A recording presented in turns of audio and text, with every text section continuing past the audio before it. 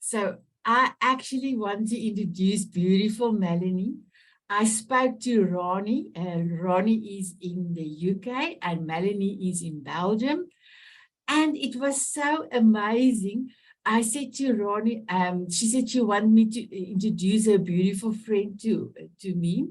And I said to her, but I would love, and we talked about a little bit about Melanie. And I said, I would love Melanie to come and sing for us on passion, passion, passion. And Ronnie made the arrangement. I met beautiful Melanie. And Melanie is in Brussels and in Belgium. And she, tonight, she is singing for us. And I know, Melanie, you said it's the first time you're going to sing for us, the first time you're singing on Zoom. So, ladies, I want to introduce you to our beautiful songbird, Melanie, and just inspire us with your beautiful guitar and your beautiful voice, Melody. And tell us about your song and also the reason for your song. Thank you so much. Hi, Kevin. Hi, Sanet. Thank you for inviting me. The reason for my song, it's a song I wrote a few years ago. And I don't know what's the reason other than inspiration at that time. But the song is called Catch Me If You Can. So I think we can all relate to that. The hide and seek and all that kind of stuff. So yeah, that's it. Pretty, yeah. Okay. So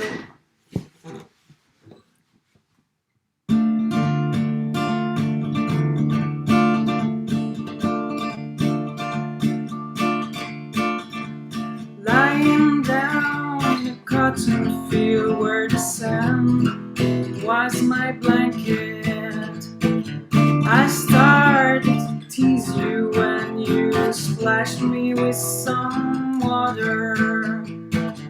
What if I start running? Would you follow me? What if I go and hide in the woods? Catch me if you can. Let's play the game. I will hide and you will have to find me. Catch me if you can. Seek me until you find the place where I've been hiding for a long time. Catch me if you can, and we're gonna see who's the most cunning, who's the most speedy. Yes, we're gonna have a great time with you and me. This time we will have a great time, you and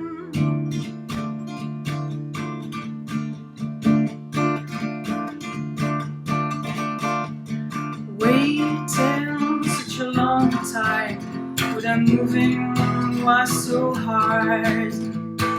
I have no patience, baby, that's why you could find me. What if I start running? Would you follow me?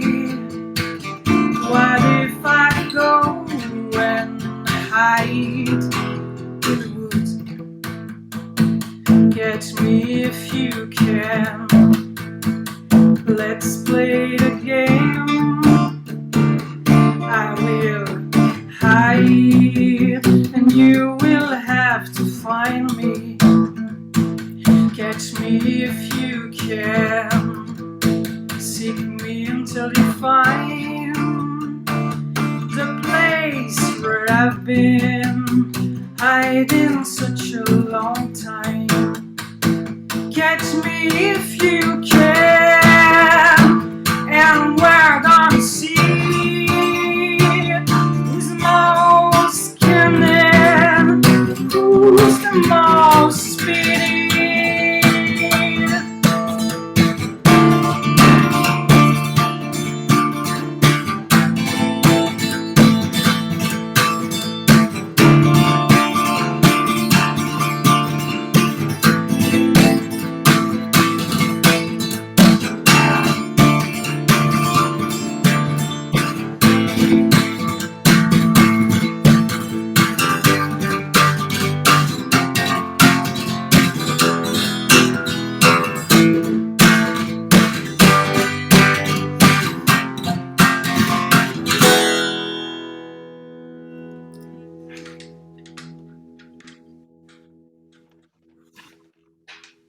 Wow, wow, wow, wow. I have goosebumps. I have goosebumps. And ladies, I want to say, I hope that you have enjoyed that. And Melanie, anytime you feel like singing, and you can just come and we do the opening dance with your voice and your guitar or what you want to do for us. It was amazing. So how do you feel now? Great, great. Thank you. It was amazing and with great pleasure. Thanks. Oh, wow, amazing. Oh, you can just see Renee said beautiful music. Let me just see if I can quickly look at the chat. Ronnie said beautiful song. Dolly gave you a heart. Oh, it was really beautiful. Thank you, thank you, thank you so much, Melanie. Oh, wow, thank you. I feel like I want you to catch me because I am out of my skin of excitement. So, ladies, my privilege is to introduce you to Kevin. I first met Kevin on the 8th of January this year when I was going all the way on my miracle trip and being on stage. And it was so amazing. You know, I didn't know him, but the way that if everybody was or somebody was saying something, he would say, yes, he had so much passion in his life. And I remember the day I was sitting at the table and he came to me, he said, Sunit, I want you to have, You can wait oh, until a little bit later if you wish. let me just quickly mute. I said, so he came to me and he brought 2 of his books for me. And he said to me, Sunit, I want you to have my books. And he inscribed it inside for me. So, Kevin, I have only one of your books that came through from America because when I left on the 21st of June, there was no space for any books. But my brother-in-law landed on Saturday and he brought one of your books. See, your other book is still there, and a few of the people that have sent me books is still there, but I have one of your books. I want to say, every post you do, every going live is so much passion. There was nobody else, and I have booked you April already because there was nobody else that I could put in this today for passion. You are the most beautiful gentleman that has got the most beautiful passion, and there was no other gentleman that I wanted to have to come and inspire us. So I'm going to give it all over to you. Thank you so much, Kevin. I appreciate that, Sunit. Thank you. We met, I put the link in there for the paperback and the Kindle. Inspiration wise, so we'll give everybody the 411. First, this is something I want to play for everybody. Can everybody hear me okay? This is, in the next couple of weeks, I'm going to be named Health and Wellness Director for irishangel.org, which is an organization that was started by a woman named Amanda Coleman for what's going on with the law enforcement and the first responders over here. She has over 100,000 followers in just 3 years. It's all about helping police, helping PTSD and getting people back to where they're going. So I'm actually going to be the health and wellness director for the organization. We met via LinkedIn, among all the other things I'm doing, but so what, because this is the mission. So it's going to get real basic and real simple. My mission is simple. What I'm here for is real easy. I'm a transformation coach. Now, that being said, what I do is I'm helping people who have struggled and are still struggling with mental illness recover with my workshops, my books, proper nutrition, proper exercise, and proper mindset programming. So I hope everybody can hear this. Why is spam? I can't stand this. Spam. I don't want to talk to people. Okay. This is Royal Deluxe. This is how we do it. Can you hear that?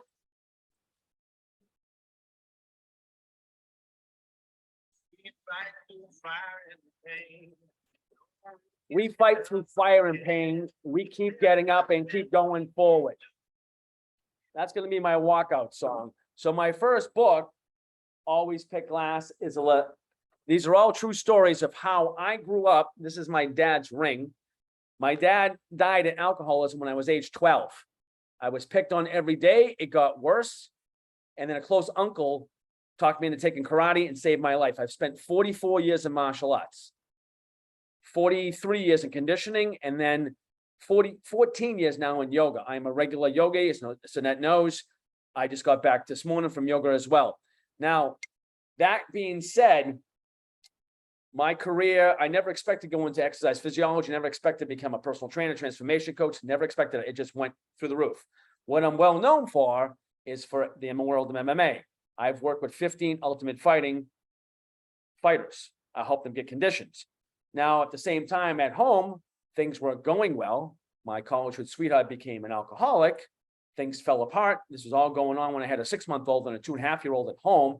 That led into a deep depression after divorce, led into, you should go on Joe Rogan, already working on Joe Rogan. Joe's an old friend of mine.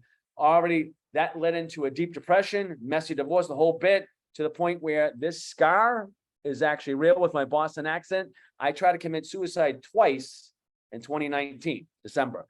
That was the conception of this book. There's like tunnel, because it's a cliche, right? We're in the highest level of anxiety and depression right now, mental illness. It's off the chart, especially in the Western states. Last month, the CDC came out and said that mental illness, and I think this is undervalued, mental illness in the US is up by 34.1%. We have 5-year-olds on drugs for ADD, for depression, everything else. And now with COVID, nobody's socializing. What's the first thing we know to break down barriers? A smile, right? How are you going to smile with this behind your mouth? People have forgotten how to socialize now. Thank God we're coming back to that. We're coming back to that. We have to get out there. We have to be more. We are social animals. Social animals. That's what we need to do. My life is exposed in these books. Do I care? No. You don't like me? Turn me off. I really don't care. I don't. I haven't cared since I was 5 years old. I was the kid when I came home from kindergarten. My mother would see the coloring book. Why are you coloring outside the lines with my Boston accent? Why can't I? Why can't we color outside the lines? Let's think about this. Sanette is in South Africa.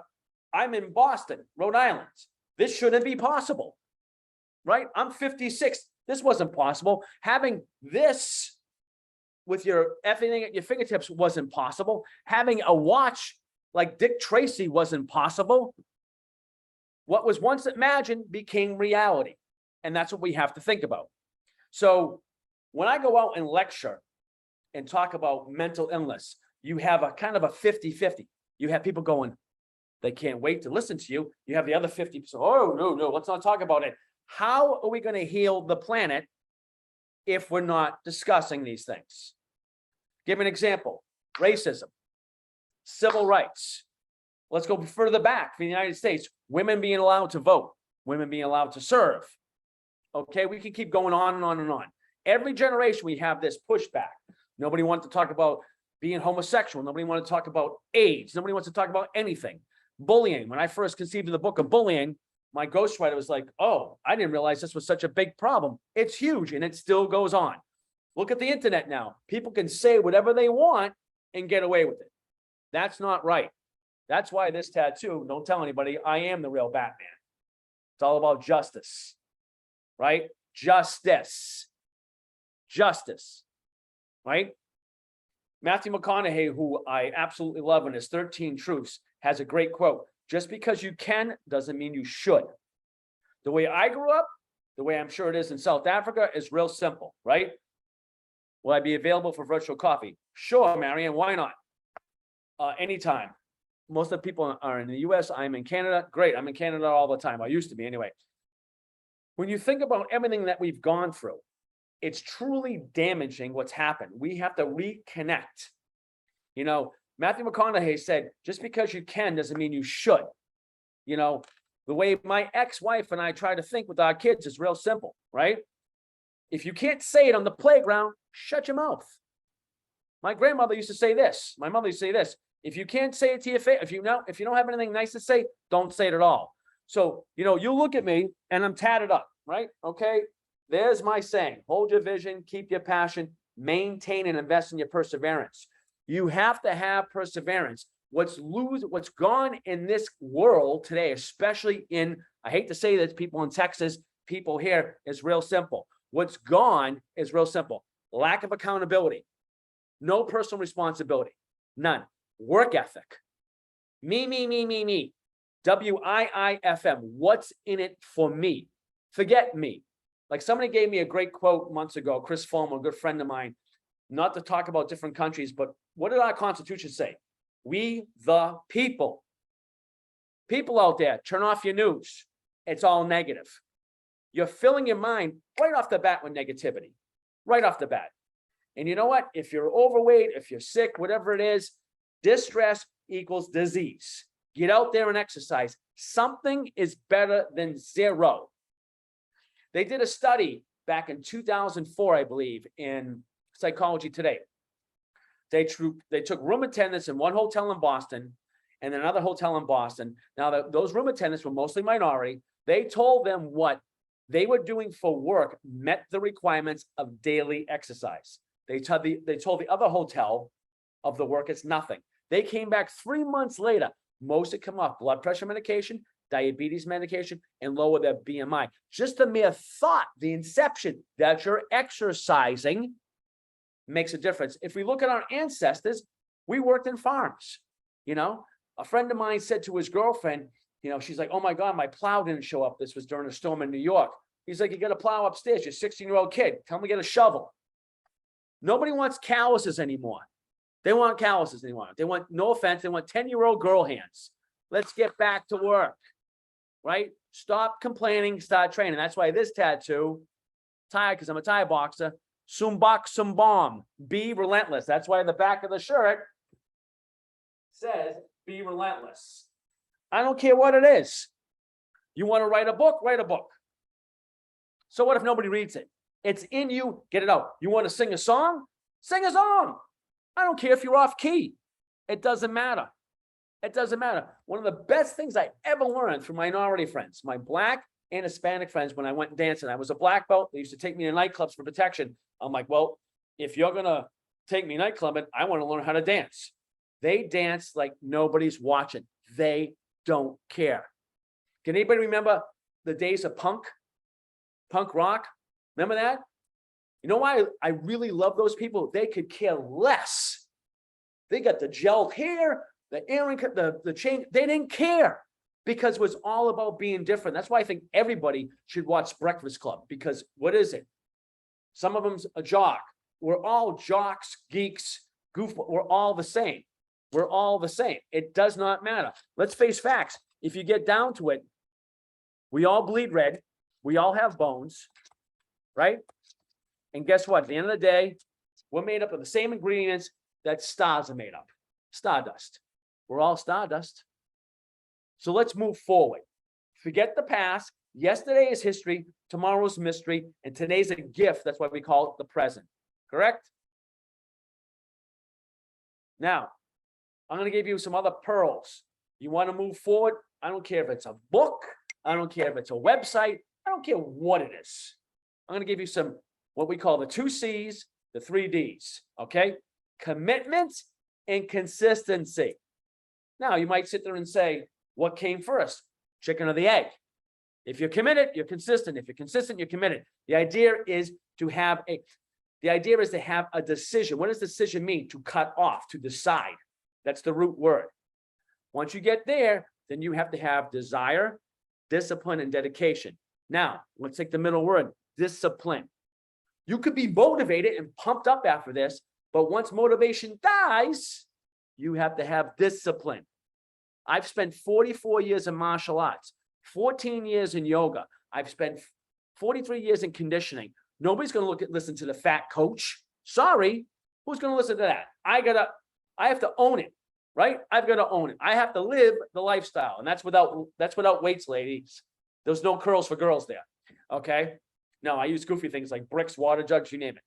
Last week, they put up, they have a video of me pushing my SUV up a hill. No joke.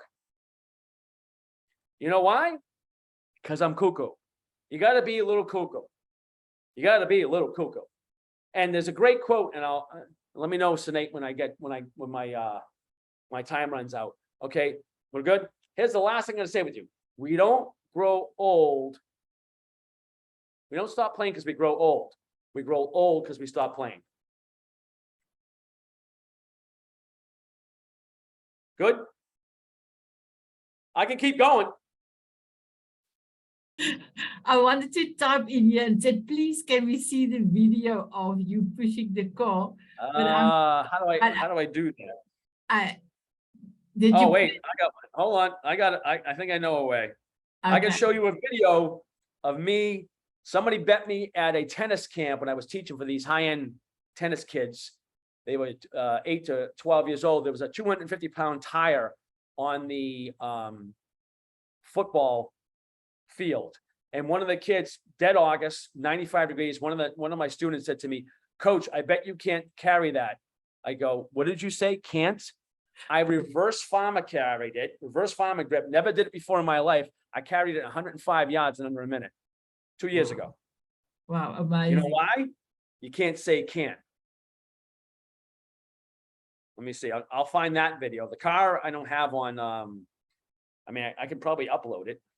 Yeah, if you upload it on YouTube, then I will be able to on your website, I will be able to send me the link, then I will put it onto the Diamond Beauties, and then I can all look at your I can put the tire on. You want the tire? but will you be able to? I have shared the screen. Will you be able to do it now? Yeah, I can put it. I can put it in the chat.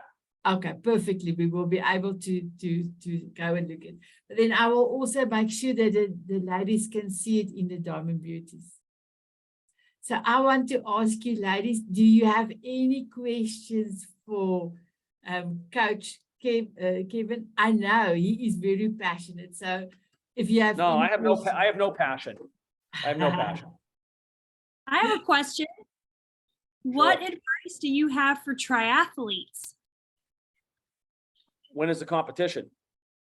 Well, I would like to do an Ironman this year, but I'm having some lower back issues that came out of nowhere. So it's kind of halted my training. So I don't know. I'm still doing sprints. I'm doing great. I'm feeling great. But those long distance stuff, I may have to back burner for a minute. But just any advice. I mean, I'll get there. I will get there. Just got to get this taken care of. And if you work with long distance athletes, what are some things you tell them? I do online all the time. Is it Melanie? No. Lara. Well, here's how I roll, Lara. Here you go. Just to the whole group. Here we go. This is how I roll. Here's my cell phone.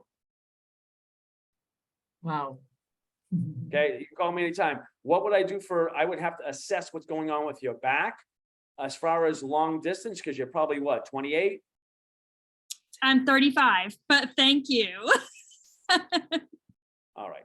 So I'd have to look at the background, how you injured your back, what's going on with the back, the distance running. One of the first things I usually tell triathletes to do in the beginning is if they're running on pavement, get out in the woods, get out on soft surfaces, because what's going to happen is it's going to decrease the pressure in your spine.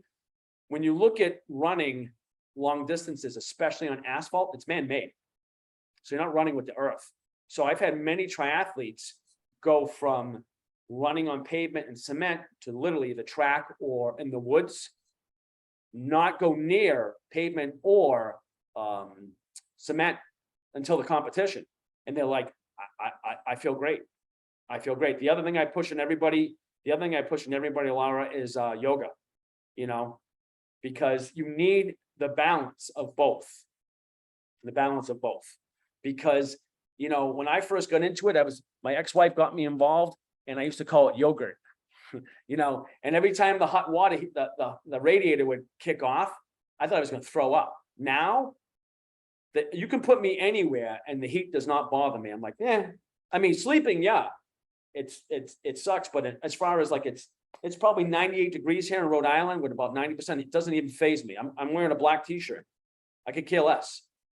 It's all a matter of, if you look at Dr. Wayne Dyer, the late Wayne Dyer, if you think you can't get through it, you're not going to get through it. It's like flying, right? The first time I flew to Alaska, I'm like, oh, 9 hours? I can't, the plane's going to get there. You know, plane's going to get there. Thank you so much. Any other questions, ladies? Oh, wow. Thank you so Fire much. away, Diamond. So, Kevin, you are welcome to stay or you can go, it doesn't matter. But I'm going to introduce beautiful Lara. Lara is in my sister's neighborhood, and I have done quite a lot of things with Lara. She actually made this beautiful candle for me that I brought with the Diamond Beauties, and actually she's going to show you how it looked because we had to get the wax out, so you can't fly with wax. Laura, I need a candle like this. Burma Kearns. I can do that. I can. You're gonna text me while Joe Rogan's interviewing me. I don't know if Joe's gonna put me on. We'll see. A long waiting You list. belong on his show. I'm just gonna say it. You are. It just, I don't know. I'm like, why is this guy not on Joe Rogan? I'm sorry, Sinead. Go ahead. It's okay. And then I also had the privilege to learn line dancing, and while we discussed the line dancing, Lara's sign language, my whole interview, it was beautiful. And then she allowed me to wash a beautiful horse called Buck. That was an encounter that I will never forget. And the day before I left, I took an apple for Buck. And my sister said, I don't think he's coming all the way from the top to come and greet you. And I called him back. And he came down. And when he came down, I started to cry because it was so beautiful. And luckily for me, I had cut the apple so I could feed him and didn't give him one apple, and then he walked away. So it was beautiful. Lara, thank you for inspiring us. For passion, I couldn't think of any other lady. And February, I have asked you to start if you can come and inspire us on passion. So I am so extremely happy you're here. Thank you so much. Sure. Is it my turn? It's your turn. Okay. Texas. I'll shut up. Okay. I was like, got the harder noise. Okay, I'm going to try to share my screen. Okay, can everyone see that? Okay, I sure hope this works. All right. I can't see everyone. I'm so sorry. Okay. And now I can't see my notes. Okay, so I just want to start off by saying I don't like to use the word hate. It's a negative word. I don't like it when I hear people ask children, what do you want to do for a living when you grow up? What do you want to do? What is your passion? What's your passion? What is it? And by that word, it, I feel like it denotes that you can have one. You can have one passion. You can have one job. You can have one career. And you're going to need to pick that. You're going to need to pick that one thing, and you're going to need to work at it and be the best at it and do it until it's perfect, right? And that kind of bothers me because kind of what I told Sine, what I wanted the topic of my talk to be is variety is the spice of life. And nobody is going to convince me otherwise. And that's why I really try to shy away, or when I hear a child being told, what are you going to do for a living? I think we need to change the narrative. What do you love, but make it a plurality? Like, what are some things you like to do? What sports do you like? What energizes you? And do not just tell me one thing. So I want to tell you a little bit about my life. And I feel like I've done a little bit of everything, not everything, but I've done a lot. And I just want to show you what doing things more than one thing can be modeled after and what that can look like. So I was born and raised in Ponder, Texas. It is a very small town here in Texas. I'm in the United States. It is my heart town. I now live in a town north of there, about 20 miles away. So I was born and raised there. I didn't go far. I didn't leave far. My roots are there. I want to stay there. I see me dying close to here. I'm rooted here. I don't want to leave. I'm happy here. In elementary school, I was very active in Girl Scouts. I was blessed in the fact that my mother was our troop leader. I had a very active childhood, at a very young age in elementary school. My family had land and we would go hunting a lot. I've hunted deer, and we do eat the deer. We donate the hides to homeless shelters. I was really taught at a young age that be one with nature. That was a hobby that I was into for a long time, and I still hunt to this day. So I started in elementary school, and even now I'm a hunter, where that's where we get the bulk of our meat. We also raised cows. So it was a funny story. When I went to college, I actually had to ask my roommates, I'm like, where do you get meat? Because my whole life we would either hunt it or we would raise it. And it's like, you go to the store and someone else gets it to you. It was really crazy that at that time in my life, I still didn't know where meat came from if you didn't go get it yourself. So that was kind of an eye-opening thing for me as an adult. In high school, I did a lot. I was really athletic. I played basketball, I played softball, I was in cross country, track. I was in an organization called FFA, which in Texas, it's huge. It stands for Future Farmers of America, where I showed lambs. Lambs were my animals that I would show, and it's something that they teach kids. You raise animals and they are sold for a high dollar amount to be slaughtered by the person or the entity who bought them, and all that money goes towards our college funds. So that's something that they teach us, like raising animals, raising livestock can benefit you in more ways than one. My biggest sport, and I have some images here, was rodeo. And I do have a video of me barrel racing a little bit, but this is my horse Buck. And I have pictures of me competing on him here. I have pictures of us. I've hauled him down to the beach several times. Because one thing that I don't like about our world is that there's fences everywhere. I feel like we are just surrounded by fences. We're surrounded by walls, and it drives me nuts. I've always just wanted to take my horse somewhere where I could just turn him loose, let him run until he wanted to stop running. And luckily, I do believe I have some pictures here of us on the beach.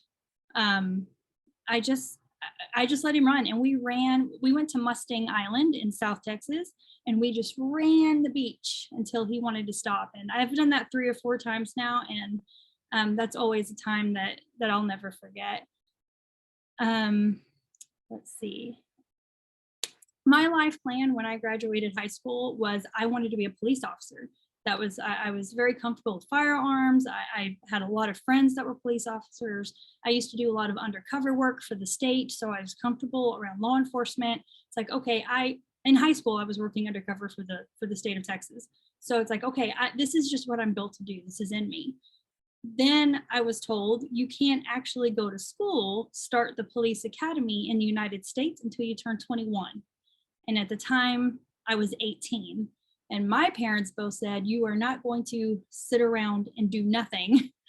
You're going to go to college, you're going to do something for 3 years. You're not going to sit on your butt. So at that time, I was really excelling in American Sign Language. My teacher at my high school when I graduated was like, I know this is not what you want to do. It wasn't my passion at the time, but my teacher said, hey, you are really good at this, like really good at this. I want to encourage you to pursue a degree in American Sign Language and see where that takes you. And if you get on that track and you still want to be a police officer, that's still an option. And I said, that's a good idea.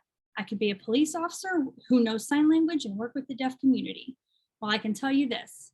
I graduated when I was 20 years old from my interpreter training program, became a certified interpreter, started working as a professional interpreter, and I never looked back. Being a sign language interpreter is the definition of a job with variety. Every single day, I am somewhere different, working with someone I've never met before.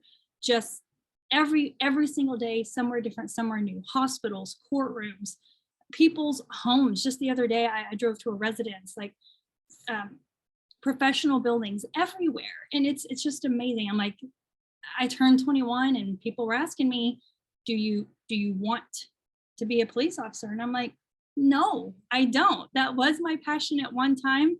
My new passion is working with the deaf community and being a sign language interpreter. So that that just happens, right? After I graduated college, I met the love of my life, Derek Wagner. We dated for 1 year and did end up getting married. We have a beautiful little boy who Sine mentioned. I do not put pictures of my child on the internet for any reason. That's just a personal boundary I have, but just know that he is the most adorable kid you've ever seen in your life. My bias is showing, but no, he's great. My family's great. After I got married, my husband and I decided to be a better interpreter to the deaf community in the legal and courtroom settings that I was working in primarily. I went back to school and I got my undergraduate degree in criminal justice so that I could work in those high stakes environments better for the deaf community. It was around that time that I found that one thing that was really lacking in the deaf community and in the area in which I live was a lack of self-defense training for deaf people. It's a longer story, so I'll abbreviate it, but I was having a conversation on a medical assignment with a deaf person, and he started telling me about, oh, this is what the law says that you are allowed to do. You're allowed to do this, you're allowed to do that. And he was completely wrong. And I asked him, I said, why do you think the law says that this is a horrible misunderstanding? We need to get this clarified. And he said, I took a self-defense class. My 8-year-old daughter interpreted it for me. These are very in-depth legal terminology, just legislation, and an 8-year-old, there's no way an 8-year-old could A, interpret an 8-hour class by herself, or B, understand the nuances and the terminology to do that correctly. So I saw this need. Deaf people did not have access. So I became a licensed to carry firearm instructor for the state of Texas. And I was teaching them completely in sign language, giving deaf people access to self-defense training in their first language. So I did that for several years. And I will say that recently, just last year in our legislative session, Texas passed something called constitutional carry. Pretty much did away with my business.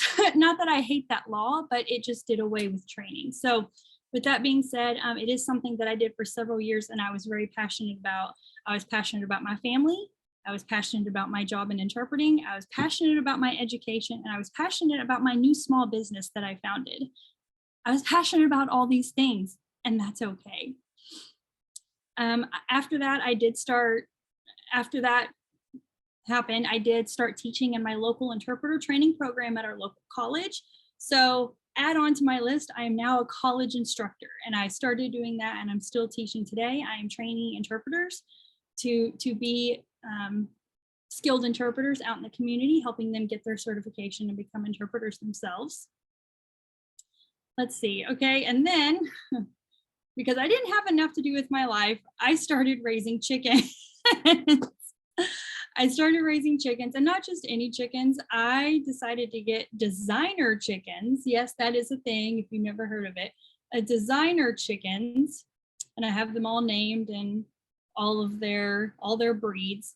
And these designer chickens, not only do they look silly with their silly hair, but they also lay rainbow eggs. Yes, my designer chickens, they lay green eggs, blue eggs, chocolate eggs, red eggs, white eggs. It's every shade of green you can imagine. There's my gray egg that I was very excited when she started laying her gray egg. So I was like, I don't have enough to do in my life. I need to raise chickens. Currently, and I still have my horse that I rodeo on. So my horse now has his friends. We recently got a turkey that I bought to be my pet, who is kind of turning out to be kind of a jerk and trying to kill my kids. So we will probably be having him for Thanksgiving dinner, and we'll try the pet thing again next time. But that's just part of our life. It's our livestock has been benefiting us in more ways than one. They bring me joy, they bring me happiness, but they also nourish and sustain my family, which I find to be a huge blessing.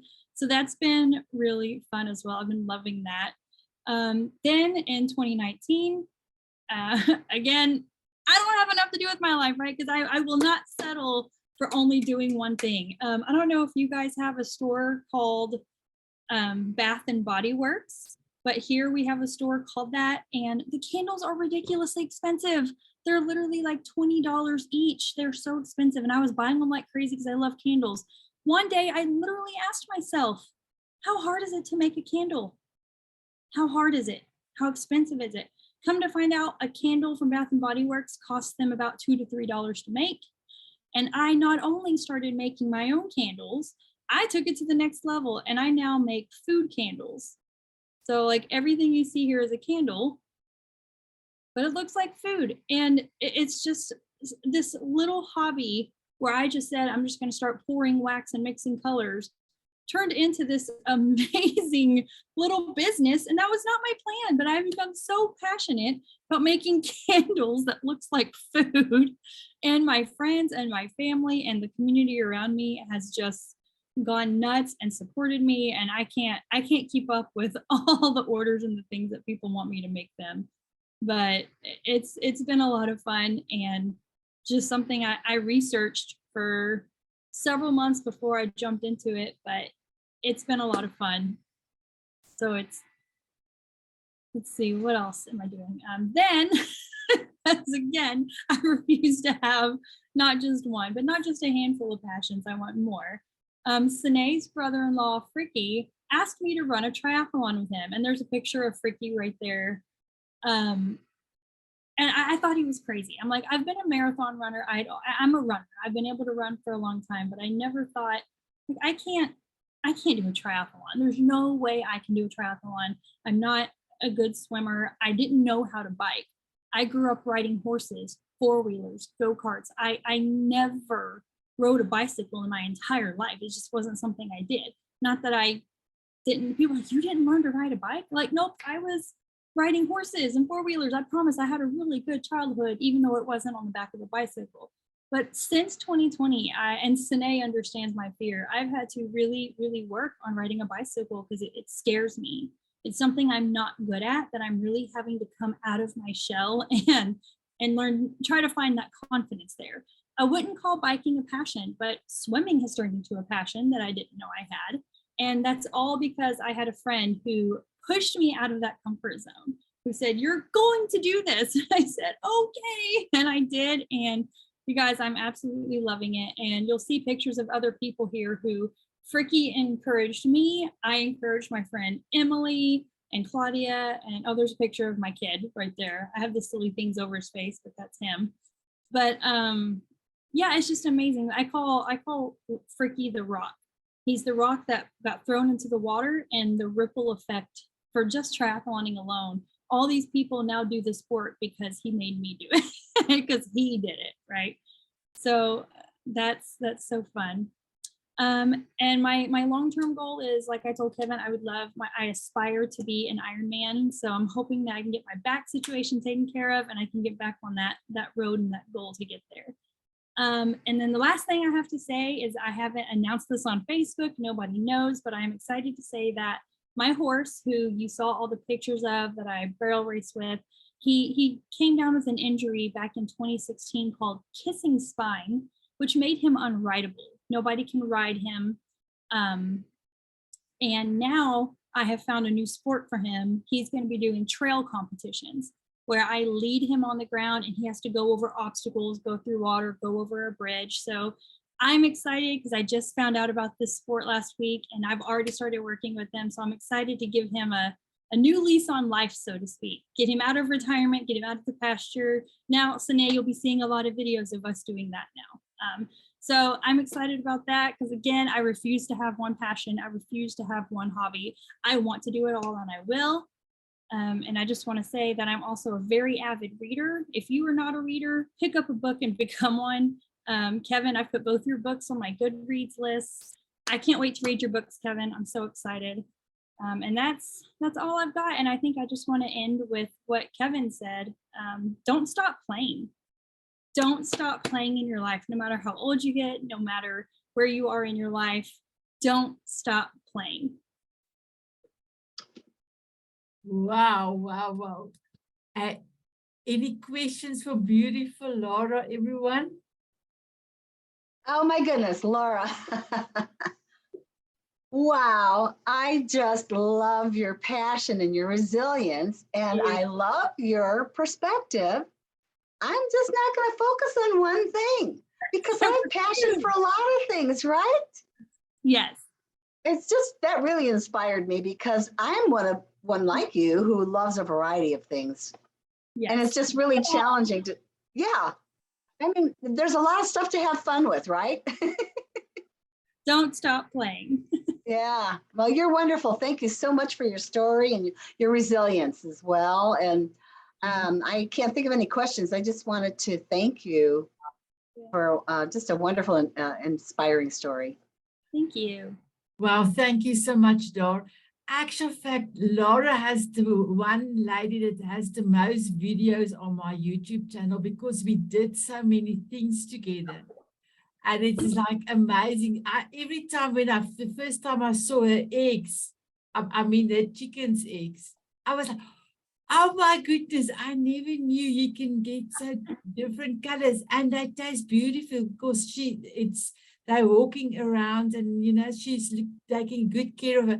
I must just say it, the turkey, he is very when I got to Buck and I wanted to give Buck, he went want to go in between me and the fence with Buck and try to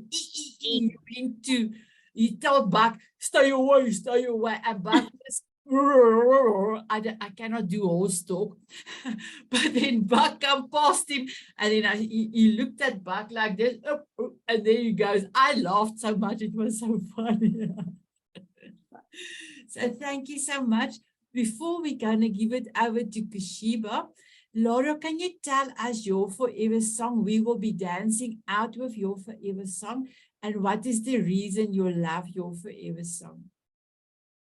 So the song that is my forever song is called Reckless Love. And funny story, I don't like music. I'm not a music person. When I'm driving around in my car, I'm listening to podcasts. I'm listening to new talk radio or something. I don't do music, right? Well, one day I was at church, and by the way, I've told my pastor, can we just skip the worship songs and get to the sermon? Because I don't connect with music. One day the choir played this song. And also something you need to know about me, when I'm forced to listen to music, I'm always interpreting it in sign. I'm always interpreting it. And in American Sign Language, everything is literal. In American Sign Language, there's no such thing as idioms. There's no such thing as puns. If you say an idiom to a deaf person, I'm translating it literally. So with that being said, this song, when translated literally, because again, I'm listening to the hymns, I'm translating them literally in my head because that's how I listen to music.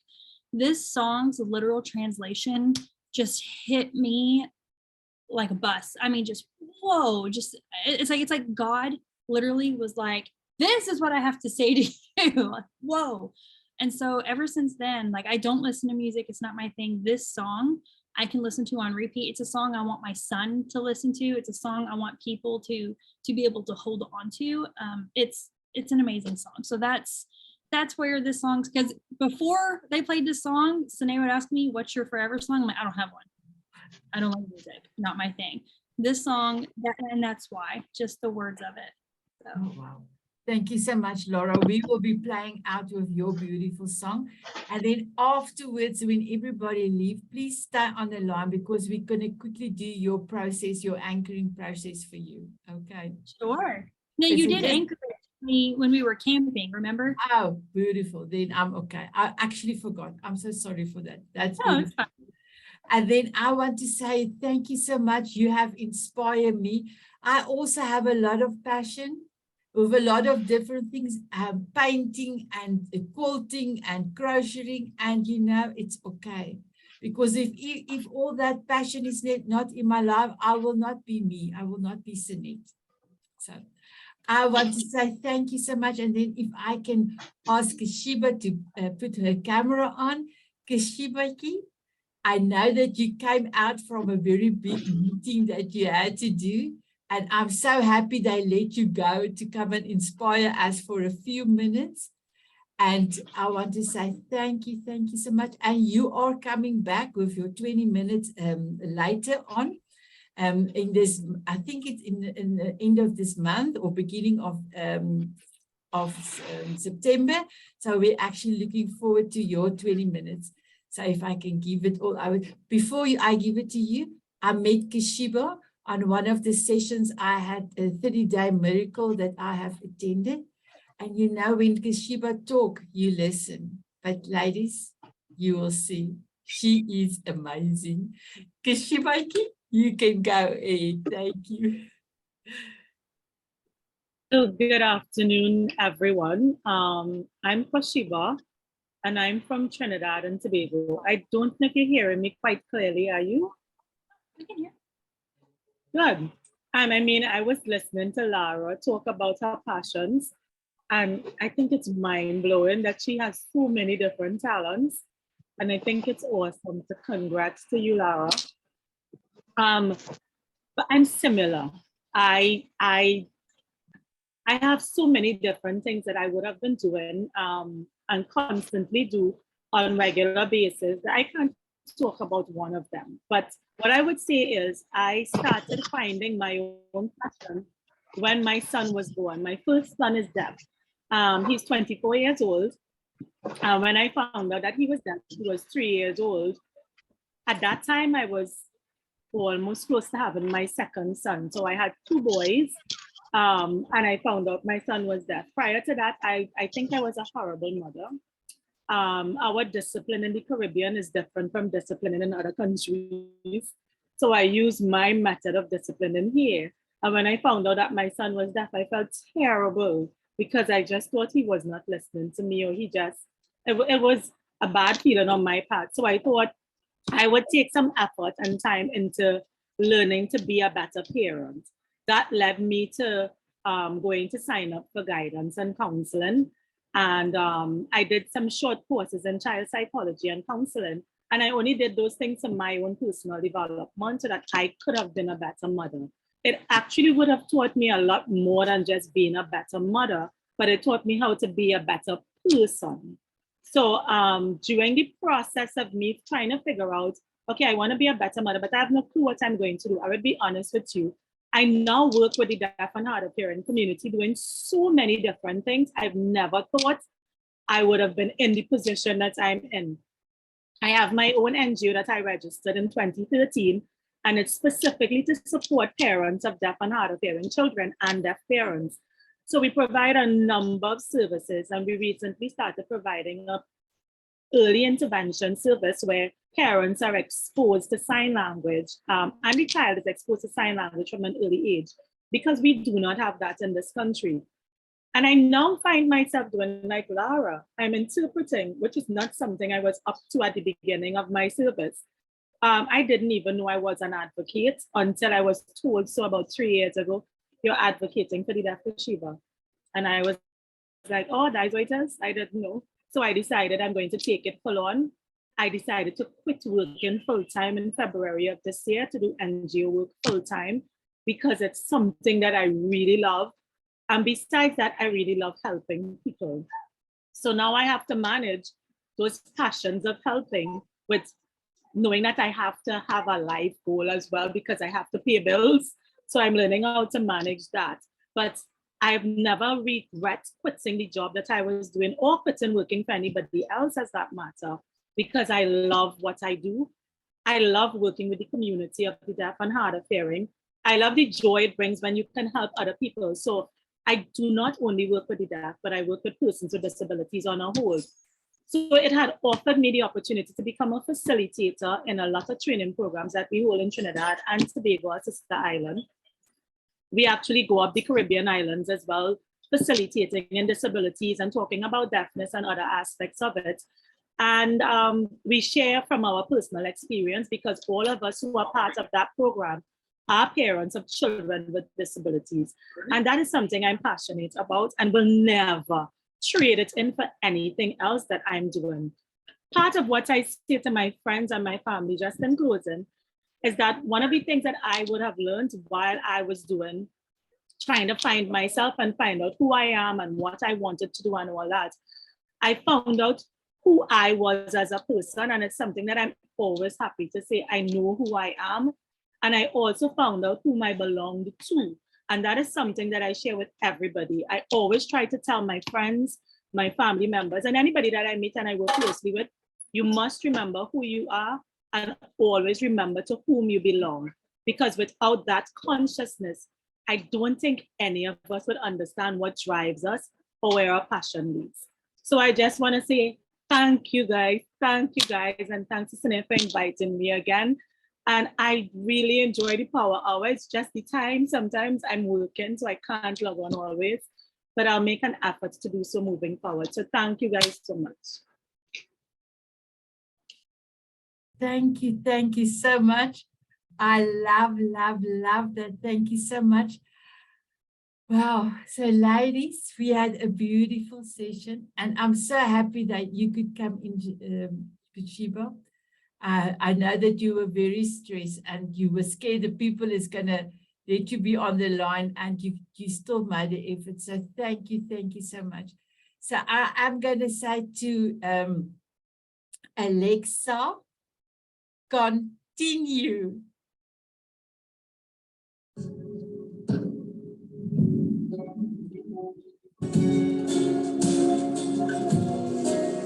Alexa, stop.